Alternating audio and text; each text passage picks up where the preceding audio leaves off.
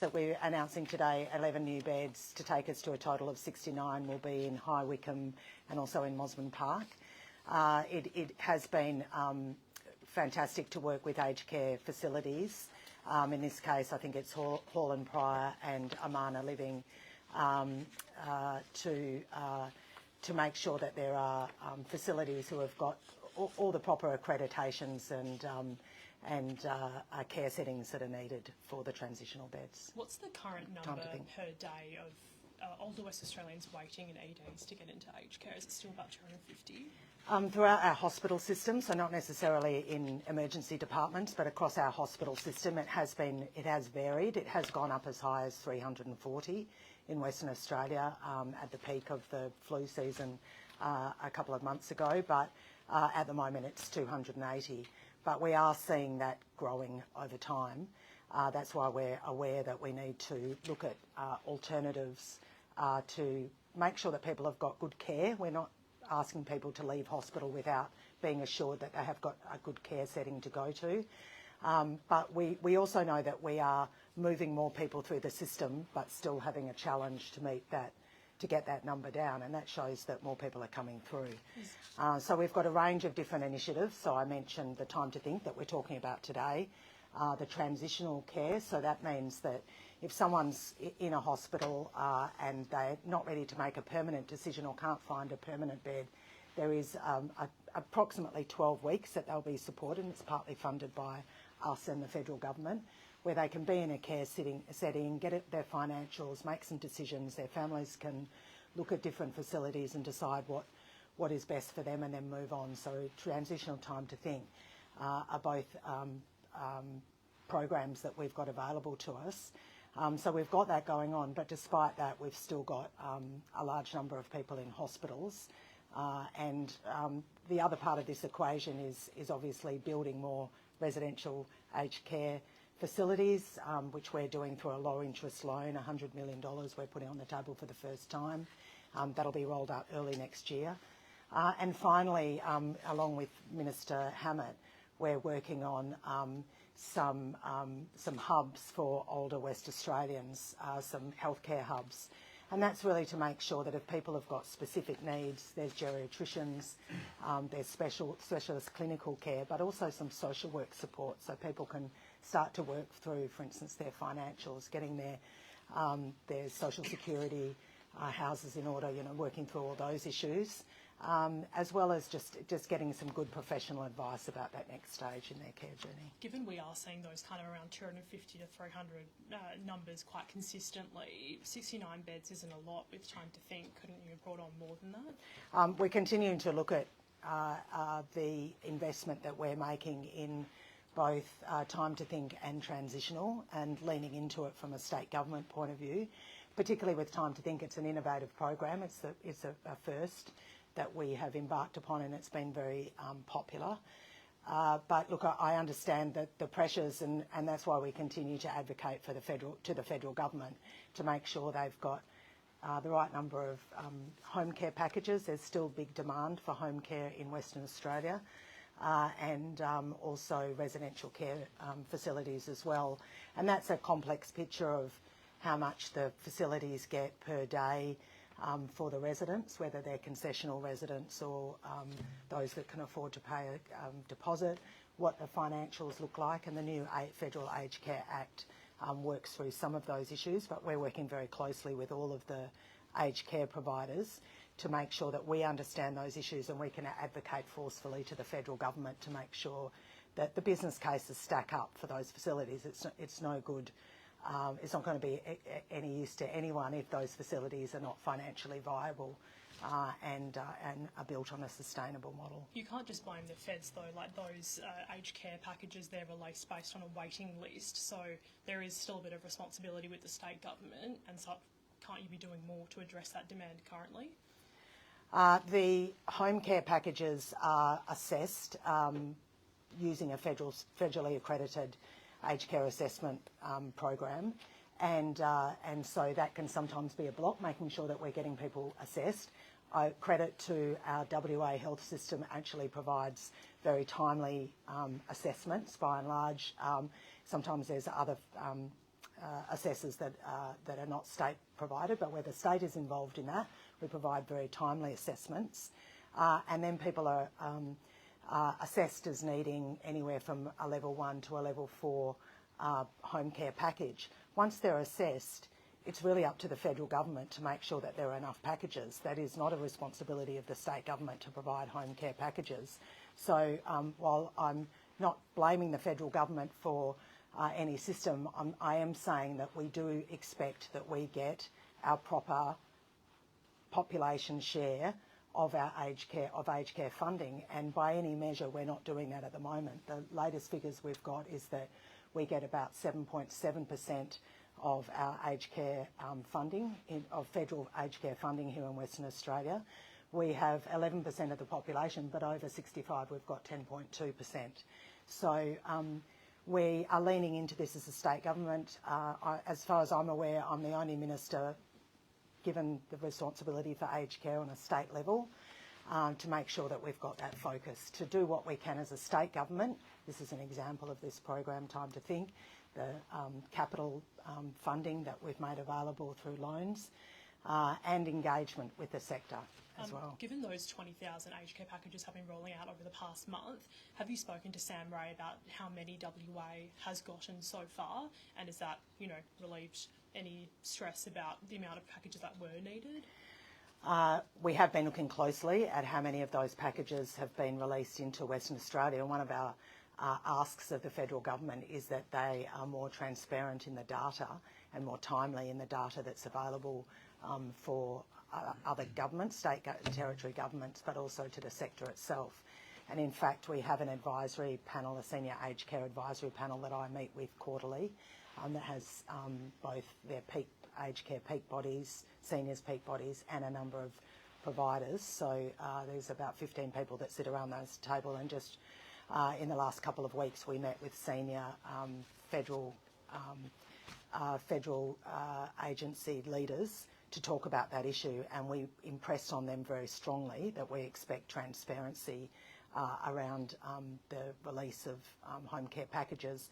And in fact, anecdotally for those providers, they're saying that they don't think we are getting our share, but we really need clear data. And data is not an end in itself. It will inform the decisions that we make and the federal government makes, but also means that we're understanding whether we are getting our share. Just a question of the day for Ms. Anything else on this topic? Yes, any other issues of the day that any other issues of the day that aren't health? Yes, I've got one. Do you have another one? Sorry. Just after your reaction to Ben Lorver got up in Fremantle in the mayoral position, he ran on very kind of teal-like policies, if you will.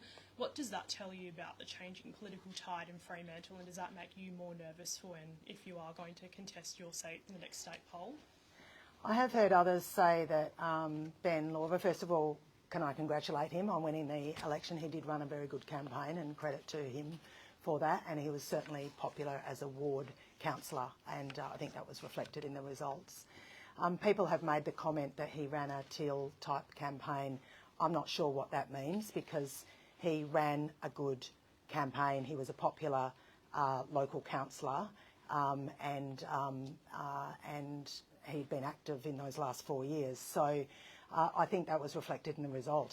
He made himself available to people, and people like what they saw about Ben, and I really hope that we can work cooperatively over the next 4 years, because there's high expectations in Fremantle for the built environment, but also how we work as a community, and I really want to make sure that we're working cooperatively with local government to achieve good outcomes. I guess he ran an anti-AUKUS campaign, environment. That's what I mean when I say teal-like policies. Does that make you nervous that you've got a bit of opposition now from a Fremantle mayor? And have you spoken to Josh Wilson about this as well? Well, it's true that Ben Lorver talked about AUKUS. That is true. My observation is that it wasn't an overriding discussion in the community and how people voted, but I don't discount that he ran on that campaign. But in regard to the environment, he really talked about tree canopy and was quite active on verge planting, and on those things I'm in furious agreement that we need to plant more trees, and we need to harness the participation of our local community sort of greening our suburbs and engagement with the local community about what they want. So, as I said, credit to him for running a good campaign, and I really look forward to working with him cooperatively to get good outcomes for Fremantle. Thank you. Great.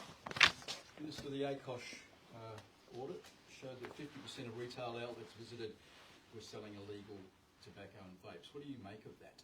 Well, look, the results for the report that the ACOSH has put out today obviously is very sobering, and we're very disappointed to see that. That's why our government's been working on bringing a package of improvements in our legislation so that we can do more to stop the supply of illegal tobacco and vapes.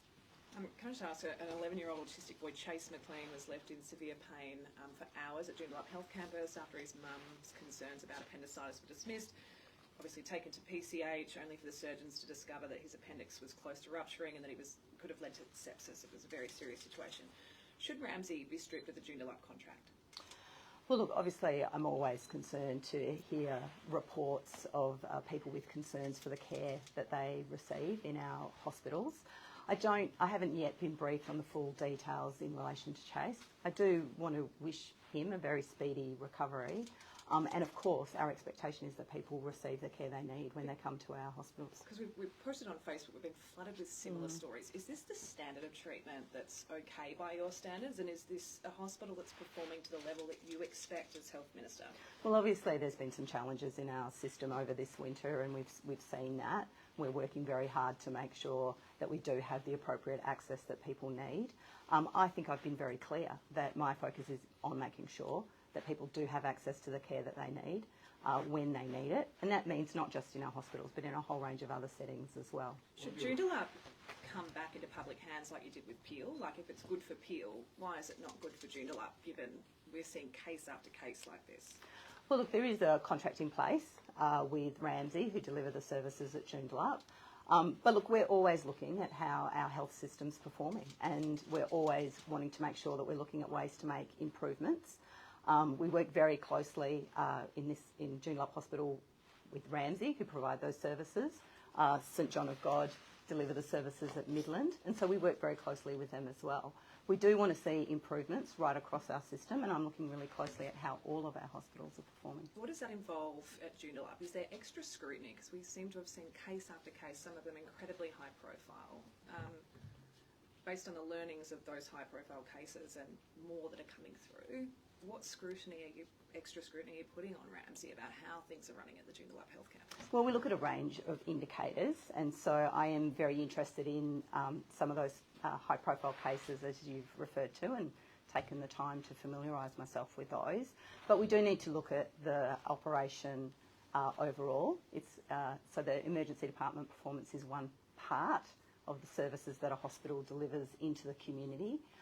So we are looking at a whole range of looking at the performances of all our hospitals, all of our health services, because we do want to make sure that people are getting access to the healthcare that they need. If that performance doesn't improve, and we do continue to see these kind of pretty horrific cases, could it be stripped of its contract? Is it on the table? Like, is it under review in any way? Look, I'm not going to get into speculating on that. I mean, I do think it's important to hear from families who have particular experiences, but I do think we need to look at the operation on a broader scale as well. So there's a whole way of making those assessments. There's a contract in place, but we'll continue to look at it closely. How long is that contract for? It's for a number of years. There are, so it is important to maintain a close watch on all of our hospitals in terms of how they're performing.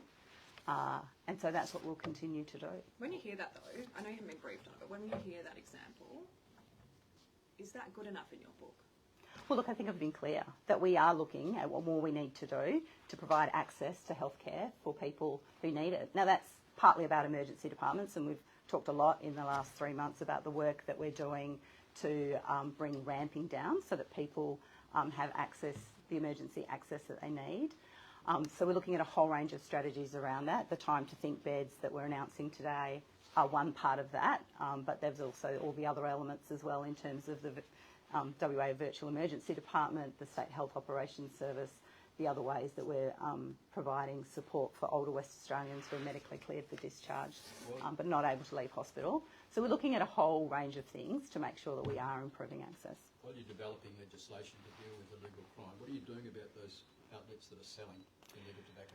Yeah, so the department has a responsibility to manage the compliance, and so we have been working with them. They are also talking to the WA Police about making sure that we are maximising our opportunity for compliance under the existing legislation. And so Are they failing?